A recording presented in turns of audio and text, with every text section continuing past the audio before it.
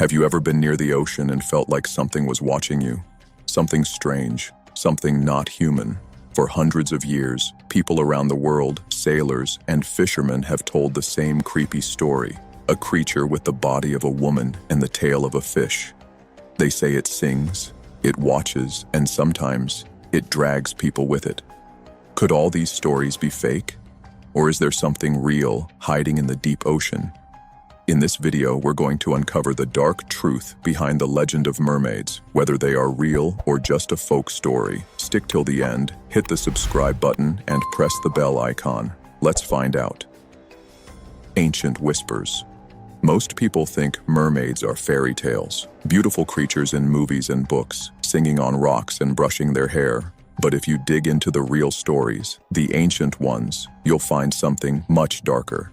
The first known tale of a mermaid didn't come from Disney. It came from ancient Syria, over 3,000 years ago. A goddess named Atargatis was so consumed by grief after accidentally causing her lover's death, she threw herself into a lake, hoping to vanish forever. But the water didn't kill her. It transformed her, giving her a human upper body and a fish tail below. That wasn't magic. That was punishment. She became trapped between two worlds. Too human for the water, too strange for the land, a living symbol of sorrow. That first myth wasn't about beauty, it was about unbearable grief turning into something really scary. From her pain, the legend of the mermaid was born, not as a gentle soul, but as a cursed figure. As time went on, these stories spread like a fire. The Greeks told of sirens, creatures whose singing voices lured sailors into crashing their ships on jagged rocks. But again, these weren't friendly creatures. They were hunters. Beautiful, yes, but beauty that killed.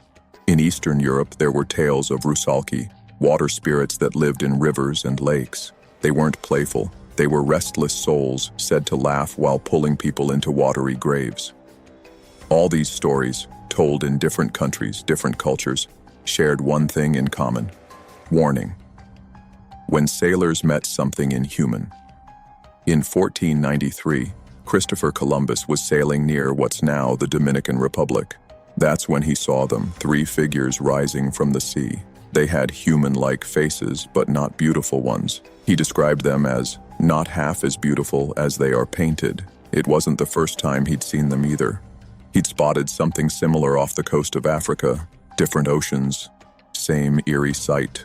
Now, people say Columbus must have just seen manatees, those big, slow-moving sea cows. But really, Columbus, one of the most seasoned sailors in history, mistaking a manatee for a human-shaped creature twice? That's hard to buy, and he wasn't the only one. Captain John Smith, the one from the Pocahontas story, claimed to have seen a green-haired woman swimming beside his ship. He even said he felt drawn to her, until she turned and he saw the tail. Henry Hudson's crew saw a similar creature near Greenland. They didn't call it a manatee. They wrote down exactly what they saw, a half-woman, half-fish, swimming in icy waters.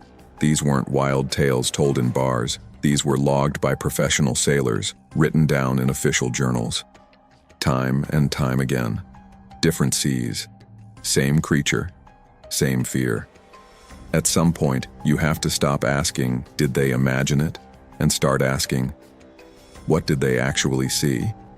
You'd think, with all our modern science and satellites, we'd have figured it out by now. But even today, people still report seeing something out there. In 1998, off the coast of Kauai, Hawaii, scuba diver Jeff Laker was out swimming with a group when something strange happened. They noticed a woman swimming, only she was too fast. She moved like the dolphins, darting with impossible speed. Then she leapt from the water, and what they saw sent chills through them. Her top half looked human, but beneath her waist was a tail. Liker wasn't just some random tourist. He had a camera. He took pictures. 3 separate labs confirmed the photos weren't faked or edited. They were real. Liker later said, "The Kauai Point mermaid is real." And he wasn't trying to go viral. He looked disturbed, like he saw something he wished he hadn't. Then there are those unspoken stories, the ones that never make it to the news. One person posted about seeing a woman with red hair sitting on a rock in Jamaica. At first, it looked innocent, but then they saw her eyes, completely black, no whites, No pupils, just endless void. The fear hit them instantly, not because of what she did, but because of what she was. Their body froze, heart racing, breath held, until the figure slipped back into the water and vanished. And in 2009, something even stranger happened in Israel. Dozens of people at Kiryat Yam Beach claimed to see a mermaid-like figure at sunset. Not once, but repeatedly. Locals described a girl with pale skin, diving and disappearing into the waves. The government took it so seriously, they offered $1 million reward for proof. TV crews went down. They caught something on camera, a shadowy figure that dove into the water and seemed to vanish. Experts looked at the footage and couldn't say for sure. They didn't call it fake. They didn't say it was real either. But they hesitated. And sometimes, hesitation says more than denial ever could. The ocean's dark secrets. Actually, we know almost nothing about the ocean. Over 95% of it remains unexplored. We have clearer maps of the surface of Mars than of the seafloor on Earth. And in the few parts we have explored, we've found creatures that defy all logic, fish with glowing eyes, jelly-like monsters that stretch 40 feet long, worms that survive boiling temperatures near underwater volcanoes. We've even found species that were thought to be extinct for millions of years, still alive, still thriving. So if we can find all that in just 5%, imagine what might be hiding in the other 95%. People say mermaids are impossible, but the truth is we've already seen impossible things swimming in our oceans. Some of them look alien, others look disturbingly close to us, and if something like a mermaid does exist, it wouldn't be singing songs or brushing its hair on a rock. It would be smarter than us. It would hide when it wanted, show itself only when it chooses to, not seeking friendship, but silence, the real truth.